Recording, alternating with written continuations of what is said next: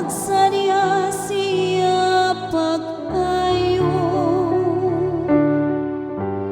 gihatagan mo siya sa gipangandoy, sayang kasing kasing.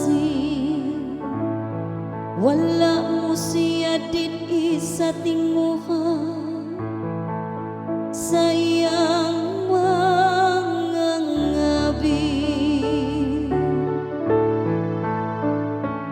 Ginoo ang imong kusog, naghatag og kalipay sa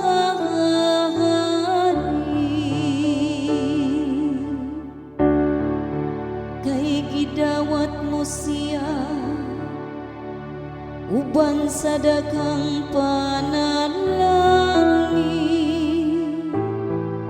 Gibutangan mo ang iyang ulo ug purong-purong sa lubos nga bulawan. Nangayo siya kanimo sa kinabuhi, gihatagan mo siya sa taas nga mga adlaw hangtod sa kahangturan.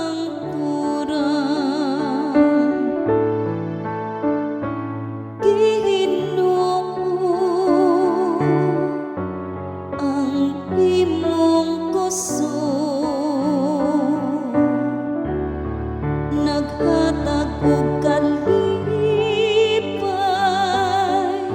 sa